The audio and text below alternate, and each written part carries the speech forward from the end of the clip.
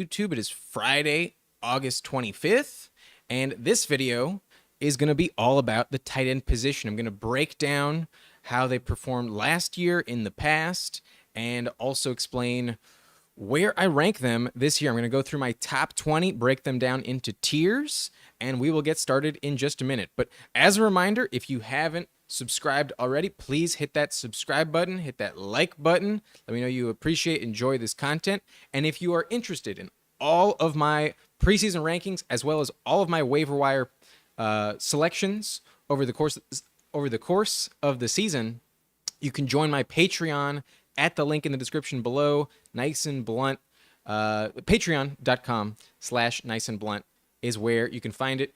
It's $4.20 per month to gain all exclusive access to the exclusive content available there on Patreon. I can barely talk right now, but with all of that out of the way, let's get into the tight end position. And I have mentioned this before.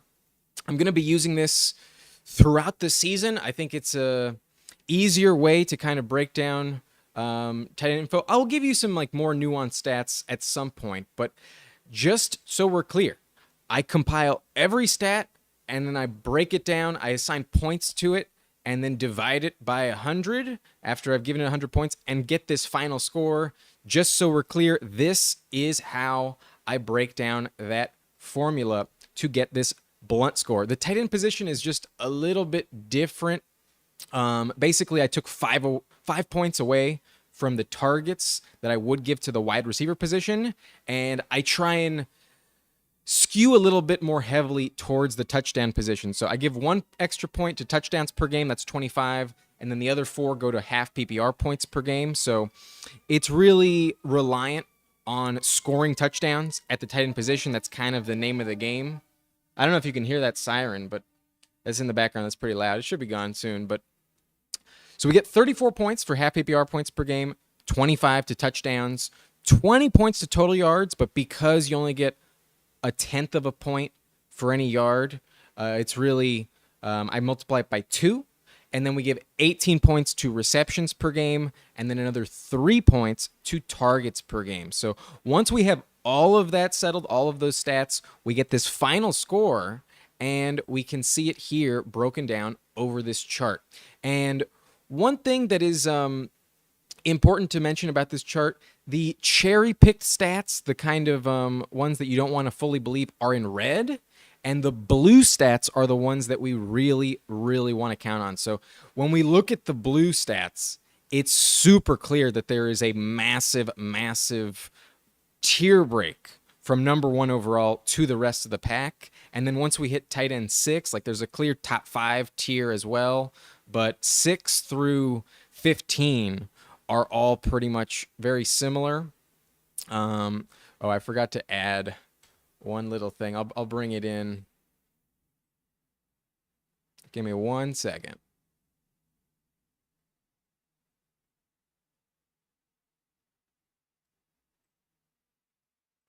There it is. Okay.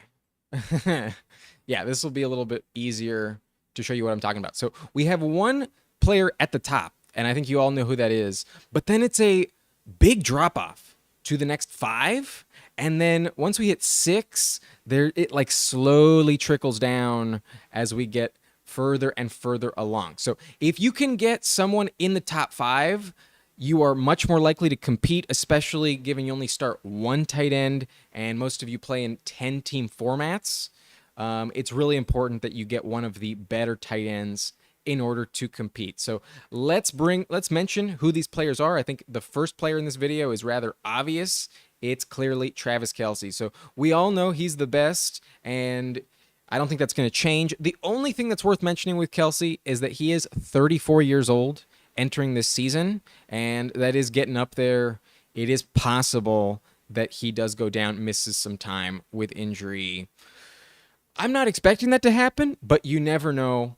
The age is a factor with Kelce. But let's move on to our number 2 player, George Kittle, who came in with a score of 6.01. And this score is legit. It's 15 games last season that this score represents. However, The quarterback play was very much up and down. It changed a lot in San Francisco, and the quarterback we're expecting next season is going to be Brock Purdy. So if we look at the stats with Brock Purdy, he actually elevated his game to 7.08. He scored 7 touchdowns in his final 4 games, all of which occurred with Brock Purdy. So there is a legit top 2 tier break when it comes to George Kittle's upside. If he can score another 11 touchdowns like he did last season, then he's probably going to repeat as tight end 2 this year. But let's move on to the third player, TJ Hockenson, and these stats are strictly in Minnesota. I am only looking at the 10 games he played with the Vikings because that's what we care about, not his Detroit stats. And he was the tight end 3 on a per game basis when that was the case. So you can really trust TJ Hockenson. A ton of targets went his way. However, it's possible that this score decreases just a little bit because they are replacing Adam Thielen with Jordan Addison. I do think that's an upgrade in terms of competition. He might not be as good given the wide receiver 2 should be better and more involved in the offense this season. So touchdowns were kind of a concern with TJ, but the volume was incredible. And at the worst, he is a top 5 tight end. But number 4 on this list is actually tied with number 5. There's a tie between Mark Andrews and Dallas Goedert on a per game basis at 5.77. So that's something to keep in mind. You can get Dallas Goedert at a significant discount compared to Mark Andrews.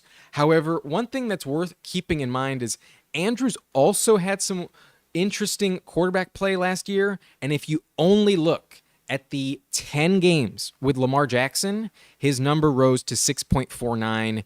He was actually also tight end 2 on a per game basis if you strictly isolate those 10 games at the start of the season with Lamar. So maybe that's still unlikely to repeat given last year he barely played with Rashad Bateman, and this year he gets Bateman back healthy. He also gets Odell Beckham Jr. and Zay Flowers in the mix, and it's hard to imagine that the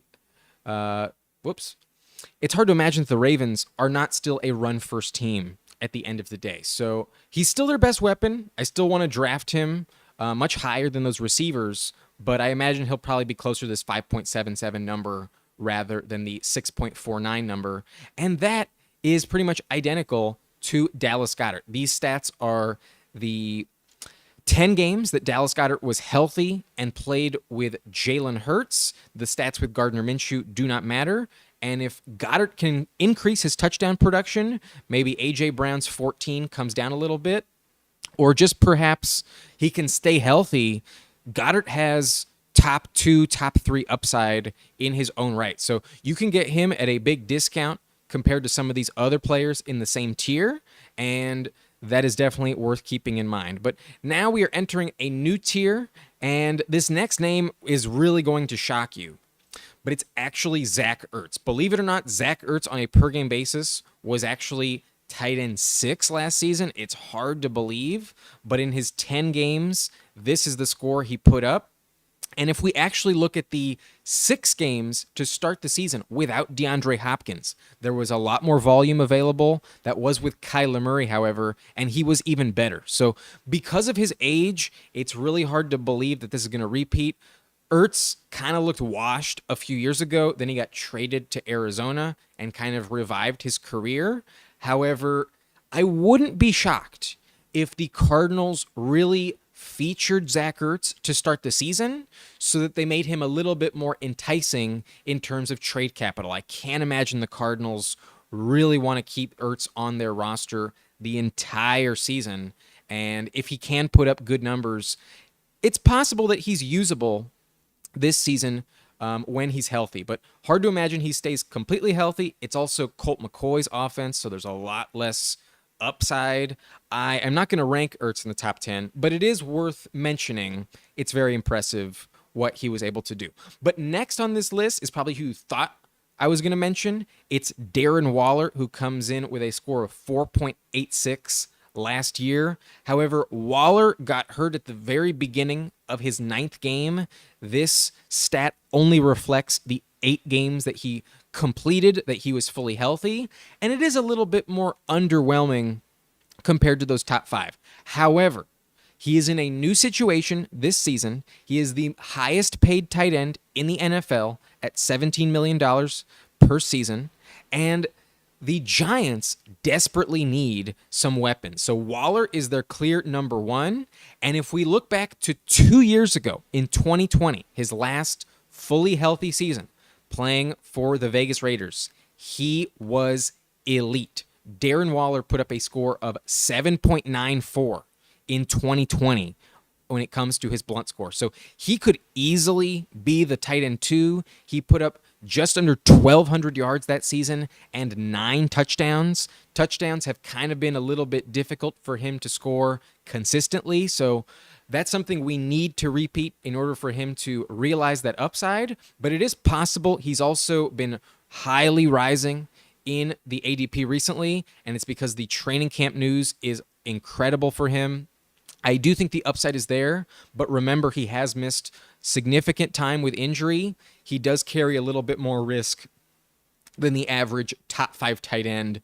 That is something to keep in mind. He normally goes down and misses at least a few games. Last year, he missed half the season. So a little bit risky with him, but very, very high upside. He could finish as tight end 2. If Kelce were to go down, he could finish as tight end 1 even, and I wouldn't be shocked at all. So that's something to definitely keep in mind with Darren Waller. But let's keep it moving. Now we're entering the more consistent tier, and the next name on this list is Pat Freiermuth with a score of 4.79. So not very different from Darren Waller's season last year. He was much more healthy, and these stats specifically are his 9 games with Kenny Pickett. I'm not interested in the games with Mitchell Trubisky, so I threw those out. And these are the stats you need to notice for Pat Freiermuth. He also only scored 2 touchdowns last year, where in his rookie season, he scored 7. So if those go up, he will put up even higher numbers. I think he's an extremely safe top 10 tight end. Very, very reliable is Pat Freiermuth. You can't really go wrong with him. He's had very good seasons in his first 2 years in the NFL. But next on this list is David Njoku with a very similar score, both at 4.7. However, this is his entire season, and it is worth noting he was actually better with Jacoby Brissett in those 9 games that he was healthy with Brissett. His number fell to about 4 points with Deshaun Watson, but Watson was very rusty. I imagine Watson will probably put up at least the same numbers that Brissett was able to score. So Njoku is also very safe in the top 10, and touchdowns are probably going to be his bread and butter. Definitely something that they like to use him for in that offense. He gets a lot of red zone targets with the Browns. So Njoku, very safe as well. Let's hope he can stay healthy, put forth a full season. They also pay him $13 million. There's a lot of money invested in David Njoku. But next on the list would be Evan Engram, and Evan Ingram's entire season was also on par with Njoku and Pat Freiermuth, so he's also a player I think you can trust significantly. But last year there was kind of a tale of 2 seasons with the Jacksonville Jaguars. In the last 9 games, after starting 2-6, the Jags finished 7-2, and that's when Evan Engram really went off. He had his best games of the year during that stretch, and he had a score of 5.15. So he was the tight end 6 on a per-game basis in the second half of the season. However, that was also without Calvin Ridley, and I imagine those numbers are going to trickle back down a little bit and kind of fall back down a little bit below the 4.5 point threshold. So it's not that I don't trust Engram, but I do think he's a little bit more touchdown dependent, and it wouldn't shock me if he came back down to earth a little bit. I think because his ADP is higher than guys like Freiermuth and Njoku going a full round later, I would rather pass on Engram and draft the 2 of them, but they're all somewhat similar. There's definitely a high ceiling with Engram as well, so don't be afraid to draft him if you miss out on Freiermuth and Njoku. But let's keep it moving because now we are definitely entering a different tier. Outside the top 10, it gets a little bit more dicey. But this next name is probably going to shock you a little bit. It's Juwan Johnson, and these are the stats that Juwan put up with Andy Dalton under center, the 12 games at the end of the season when he was healthy. And I'm not convinced he can... I'm not convinced Taysom Hill is going to be a huge factor. So he's definitely their tight end one. They did bring in Foster Moreau, who has a connection with Derek Carr, so maybe that hinders him a little bit, but they love to use Juwan Johnson in the red zone, and touchdowns come at a premium at the tight end position. They are very important. So Juwan Johnson is, I think, very underrated. I think you can get him at a massive discount and be somewhat satisfied. He is a little bit touchdown dependent. That's kind of the name of the game for the rest of these players as well. But we mentioned Zack Ertz a little bit earlier, and the next player on this list is also an Arizona Cardinal. It's Trey McBride, and these stats for McBride came in the final 5 games without Kyler Murray. So that's what we can expect for Trey McBride this season. However, it is going to be with Colt McCoy, and Marquise Brown is going to be healthy. Ertz is also going to be on the field, at least to start the season. So there is some top 15 upside with McBride, but it's really hard to bet on. He's more of a waiver wire watch list type of guy. But keep in mind, if you're drafting on underdog in round 18, maybe worth a shot. He could definitely outperform his ADP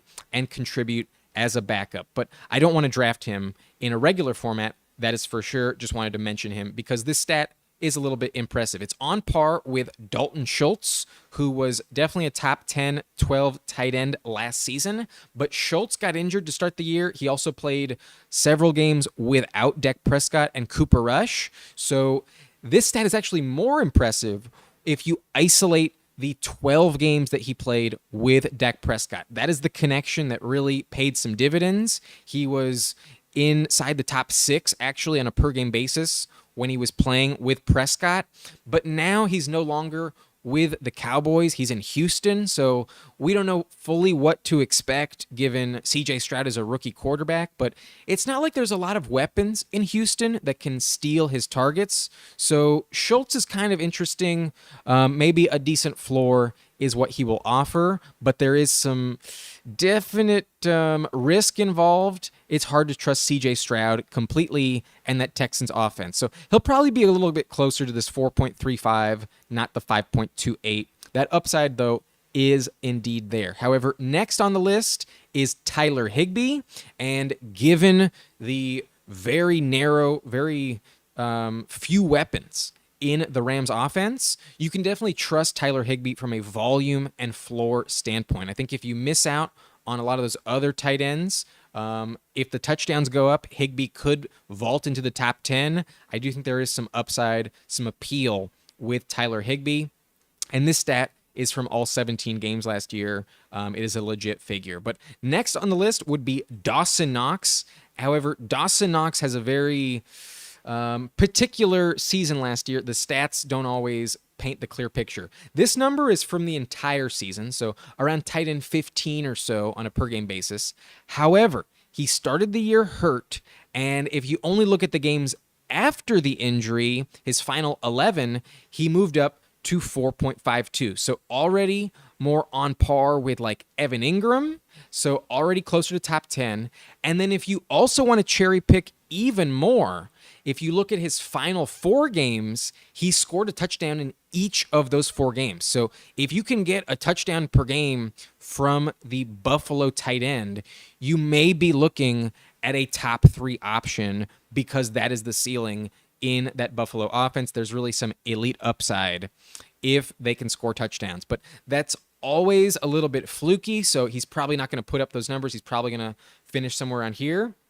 But again, I'm talking about the tight end 1 in Buffalo, and that is not him anymore. They drafted Dalton Kincaid in the first round. They even traded up a couple spots to take him, and I think this is where you should kind of value Dalton Kincaid this season. Top 15. It sounds like Knox is still going to line up at tight end a lot, but Kincaid is going to factor into those 2 tight end sets, as well as stay on the field and run a lot of routes out of the slot and as a wide receiver. So Kincaid is the player you need to remember when you're looking at this. The floor is top 15 for the Buffalo tight end 1, but the ceiling, if they can keep scoring touchdowns, is actually inside the top 5. There's some real boom potential for the Buffalo tight end 1. It's just probably not going to be Dawson Knox this season. But next on the list would be Greg Dulcich, and these are his entire stats.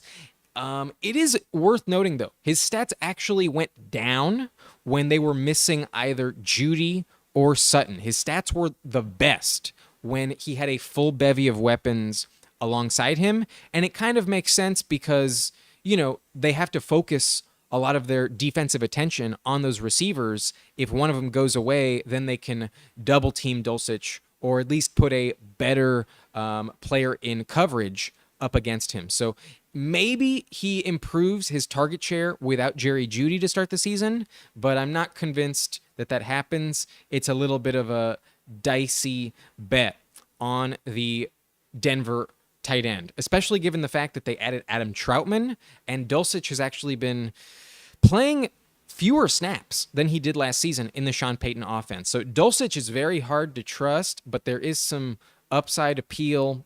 He was actually putting up good receiving stats on a per-game basis last year. The touchdowns didn't really hit that often, though. But similar to him, Gerald Everett also had better stats when both of the wide receiver 1 and wide receiver 2 in his offense, Keenan Allen and Mike Williams, were on the field. His number was better when those two were healthy as opposed to when they missed time. And it kind of sounds counterintuitive, like you would assume he'd probably score more touchdowns, probably be more effective, but the offense was not as efficient, and he was actually better when the defense was more focused on both Mike Williams and Keenan Allen. So that's just something to keep in mind. And the last few names I will kind of rip through kind of quickly. Cole Kmet, around tight end 20. He's very touchdown dependent, more weapons in that offense, so a little hard to trust him.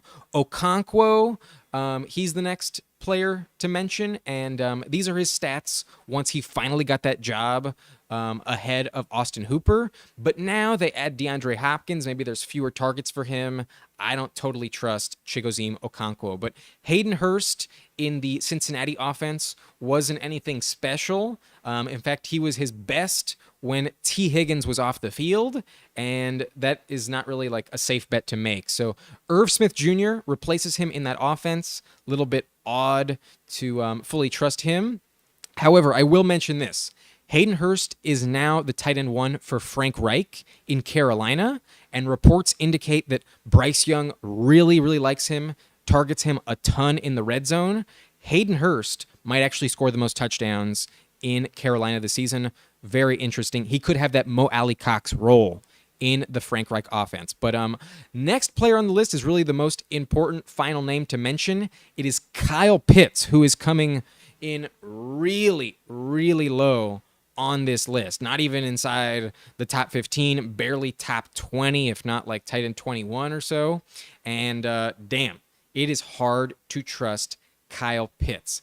However, it is worth mentioning that last year in his sophomore season, he missed a lot of time, and the quarterback situation was a downgrade from Matt Ryan the season before. If we look to his rookie season, where he was really only competing with Russell Gage for targets, Kyle Pitts actually put up a score of 4.99. So that is on pace. That is actually a little bit better than Pat Freiermuth. It does legitimize his top 10 upside. However, that season he only scored 1 touchdown in 2020 as a rookie. So if you want to be generous, if you want to play, Nostradamus a little bit and say, what if Kyle Pitts can score 6 touchdowns this season? That's a legitimate case to make. Where would he rank? It would move up to 5.66 if he had the same stats as his rookie season, where he put up over 1,000 receiving yards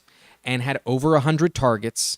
But even then, he is still behind the top 5, behind guys like Dallas Goedert. So if you want to draft him over Darren Waller, over Dallas Goedert, over George Kittle, I really advise against it. You are making a bet that something we've never seen before is going to happen. If anything, it's more likely that he is much closer to like top 10 numbers, this 4.99, if he is as good as he was in his rookie season. So he is very risky, but maybe he could score 10 touchdowns possibly, then he'd be much higher. He'd be possibly top 5. Like it's possible, but it's really unlikely, and you really need to temper expectations with Kyle Pitts. There's a ceiling there, but he's never actually lived up to those expectations. But that's pretty much it. The last few players on this list are kind of irrelevant. Tyler Conklin, Noah Fant, Irv Smith, players that are not guys you really want to trust too much. But now that we are done with that, we will get into the rankings portion of the video. And like I've been doing for all positions, going to break them down into tiers, and we're going to start with the obvious elite tier. I think we all know who this is. Don't need to spend too much time on it. It is obviously Travis Kelce at number 1. He is elite. He is in a tier of his own. But the next tier, there's legitimate number 1 upside for all of them. If Travis Kelce were to go down, if he were to get injured, then these players would all have their shot to be the best tight end in football, but they all offer a very, very safe floor, almost bust-proof at their position. The only risk is if they get injured, and if they don't, they can all vie for the top 3. That's definitely a case that you can argue for legitimately. So at number 2, I'm going with George Kittle. He finished as tight end 2 last year, and I think with Brock Purdy, he is the favorite target in the red zone. I'm going to stick with George Kittle. I think he is legit. Number 3, though, I'm going with Mark Andrews. As long as Lamar Jackson is healthy, he is amazing. He scores a lot of touchdowns, and he's very safe. I'm not going to read into those bad stats when Tyler Huntley was the quarterback. I trust Andrews to a certain degree. But given I have Kittle over at Mark Andrews, and Kittle goes like 2, sometimes 3 rounds later, I would much rather pass on drafting Mark Andrews and much rather just take George Kittle. But TJ Hockenson, I have at number 4. The volume was just so secure in Minnesota last year, and it felt like Kirk Cousins really had a good connection with him. Very, very safe rapport. I trust TJ Hockenson inside the top 5. But number 5 at the position is a player I honestly kind of want to rank at number 2. It's Darren Waller, who I really, really love. I've been a fan of his for a long time. He's helped me win a championship. I trust him.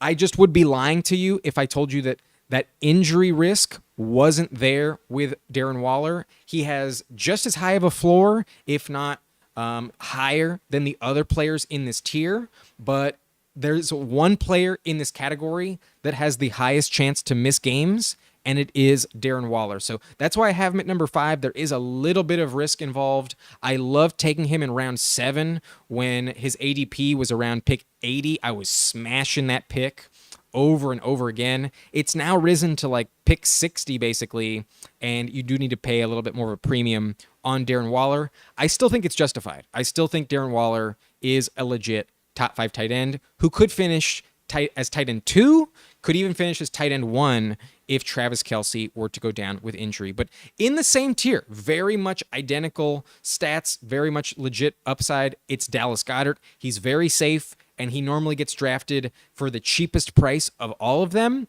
I think if you're in an auction format or you just want to wait on the position a little bit, grabbing Dallas Goedert in round 7 behind these other guys, you cannot go wrong. You're going to be very, very happy with Dallas Goedert if he is your tight end. I think these are the only tight ends that you can draft where you're extremely confident just locking them into your lineup. You're never going to need a backup. As long as they don't get hurt, you are going to roll with them every single week, and you're going to have a top 10 tight end pretty much like clockwork. These are the safe players. The only risk involved with them is if they get hurt. That's the only way they don't pay off. So now we move on to the next tier, and it's one player in a tier of his own. I call it the good luck tier because you really are going to need some good luck with Kyle Pitts. Like maybe he can pay off, maybe he's going to work out, but if it's like last year, he's not even going to be a top 10, not even top 12 tight end. I showed you the risk. He was barely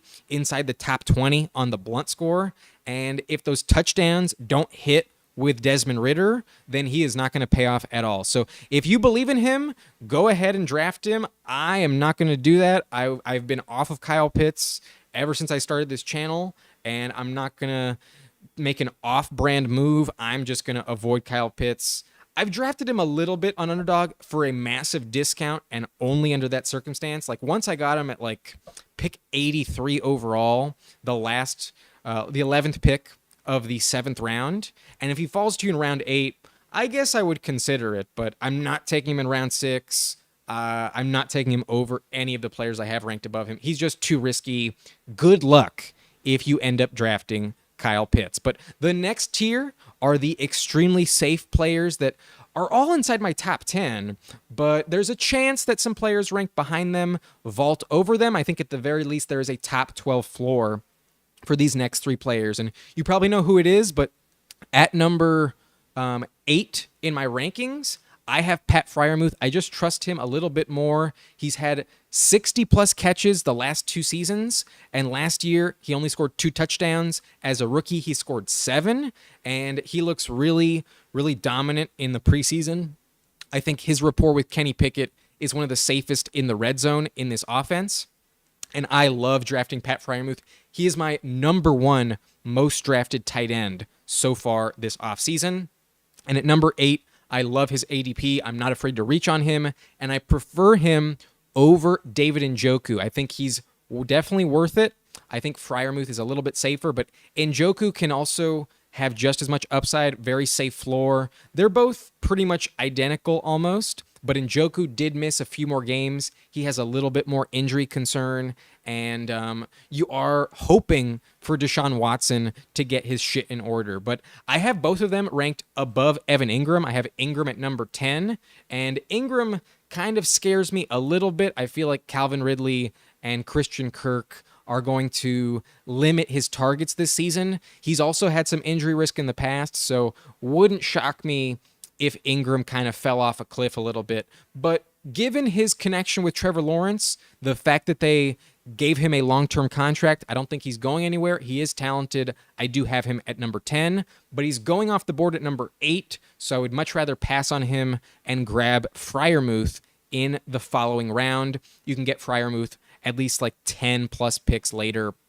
I think that's a much better value. But now we enter the 5th tier of this video, the boom bust tight end 2s. There's legitimate upside. These players could definitely finish in the top 10, but there's also a chance that they could all fall outside the top 20. They are very much boom bust, a little bit more touchdown dependent. But if I am going to take a shot on them, if I'm going to punt the position, I do think they offer some legit upside. They're very interesting. And at number 11, I'm going with Dalton Kincaid. I think they drafted him for a reason. I love his rookie prospect. I think he is going to be pretty good. And we saw those stats with Dawson Knox. If he can score a touchdown very consistently, there is legit top 5 upside with the tight end 1 in Buffalo. I'm not expecting that. I have him ranked at 11 for that reason, but there is massive, massive upside. The ceiling is amazing with the Buffalo offense. So I'm excited about Kincaid at number 11. I am not afraid to take him, but I'd rather have him as a backup tight end than as my starter. No, next on this list, however, is Tyler Higbee coming in at number 12. And Higbee, I think, is the image of consistency. There's so many targets that are going to go his way. He is pretty much locked into 100-plus targets. And if Matthew Stafford can stay healthy, then I think there's going to be a lot of touchdowns for him as well. I have him at number 12 because I think he's very, very safe. And even if Stafford goes down, he should be fine. He's the number 2 target in this offense behind Cooper Kupp, and he's scored pretty consistently over the last 2 seasons, inside the top 12, inside the top 15. So I trust Tyler Higbee, and he should be pretty safe. I've drafted him quite a lot this season. But next on the list is a little bit of a risky bet. I have Dalton Schultz at number 13. I'm hoping that he can be as good as he was with Dak Prescott, but that is a little bit of a risky proposition. It's not guaranteed. CJ Stroud is not a quarterback that I fully trust just yet. But you're really going to tell me that Nico Collins, Tank Dell, John Mechie and Robert Woods are going to steal a lot of targets from him, especially in the red zone. I think they will target Schultz a little bit more. So that's why I'm willing to take a shot on him at number 13. But I prefer Higbee, who is normally being drafted behind Dalton Schultz. So that's my preference. That's just how I feel. But next on the list is a player that's hard to bet on. It's Greg Dulcich. I was really high on him a few weeks ago, but it's been looking a little bit dicey in the preseason. However, now Jerry Jeudy is injured, so maybe he gets more targets. It's very hard to trust in Denver, but there is legitimate top 10 upside. He was putting up some good numbers last year when he was healthy, when he was in the mix, and I think he does run good routes, but he's not the best blocker. When he is on the field, I think he will be viable to get some targets. So I think his connection with Wilson is decent, but not amazing. I have him at number 14, and I'm a little bit worried about it. I think I might be a little too high, but I think this is fair. Top 15 feels legit for Greg Dulcich, but his ADP has been really moving down quickly the last several weeks. At number 15, though, on this list, I have Juwan Johnson, who could shock us all, could definitely vault into the top 10. I wouldn't be like completely surprised by it.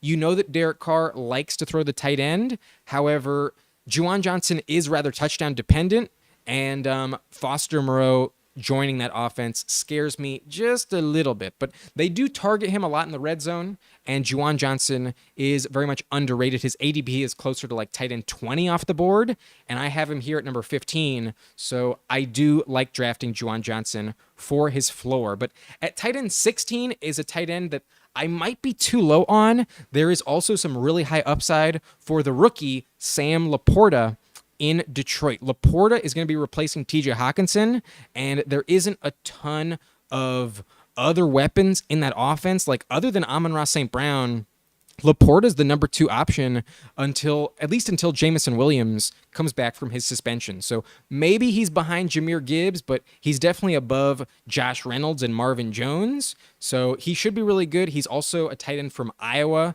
Very good college profile. And I do think Laporta is legit. I feel like if there's one player in this tier I'm too low on, it would be Laporta. I'm tempted to rank him just behind Tyler Higbee at number 13. But we'll see what happens. You are kind of taking a shot in the dark with Laporta. But the next tier are the matchup / touchdown dependent streamers. They're also kind of dependent on a player in their offense getting injured. So good luck with them. I think you probably want to leave them off the waiver wire. But who knows? Maybe they will boom. Keep an eye out on them.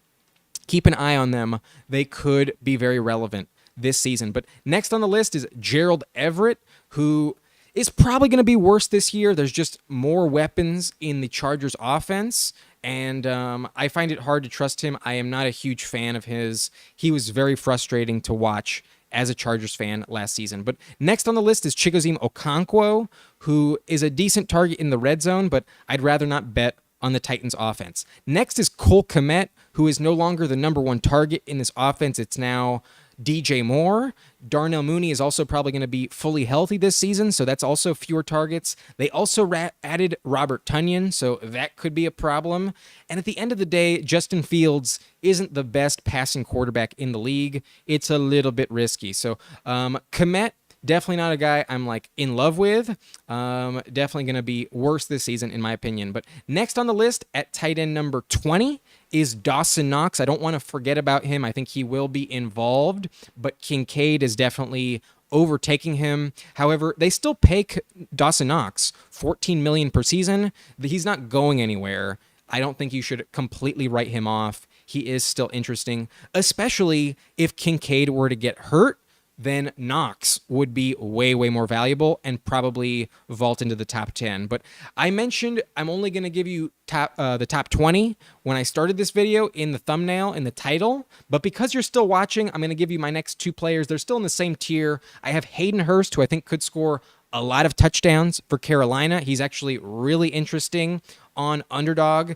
Don't draft him in the regular season, though. Let's wait and see what happens. And then at tight end 22, another guy that I'm also keeping my eye on is the rookie Luke Musgrave, who looks to be a big focal point of the Packers offense, going to stay on the field a ton, get a ton of snaps for the Packers. So we'll see what happens, but I'm not a huge fan of Jordan Love. Those are my top 22 tight end rankings. So we have Kelce clearly at number 1. That's obvious. In tier 2, we got George Kittle, Mark Andrews, TJ Hockenson, Darren Waller, and Dallas Goedert inside the top 6. At number 7, I guess we're going to roll with Kyle Pitts. It's possible, but it's very risky. Good luck with Kyle Pitts at number 8, but sometimes I kind of just want to pass on him and move on to Pat Freiermuth, who I have at number 8. Number 9, I have David Njoku, and number 10, I have Evan Engram. They are very much guaranteed to be top 12 if they stay healthy. But at number 11, I got Dalton Kincaid. Number 12, I have Tyler Higbee. Number 13 is Dalton Schultz. 14 is Greg Dulcich. 15, Juwan Johnson. And number 16, Sam Laporta. 17 is Gerald Everett. 18, Okonkwo. 19, Cole Kmet. 20, Dawson Knox. 21 is Hayden Hurst. And 22 is Luke Musgrave. So that's going to wrap up this video. Let's check the comment section real quick. Trey says, evening, brother. Finished my redraft the other night. Care to rate the squad? If you're still watching, sure thing, pal. Let me know what it is in the comment section. I will rate the squad if you're still interested in my opinion.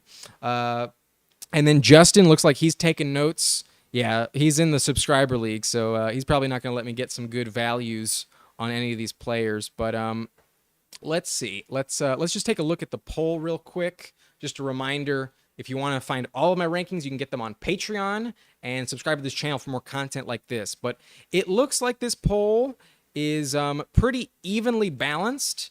I asked which tight end has the best chance to crack the top 10 in 2023. It looks like there's an even split between Tyler Higbee, Dalton Kincaid, and Sam Laporta.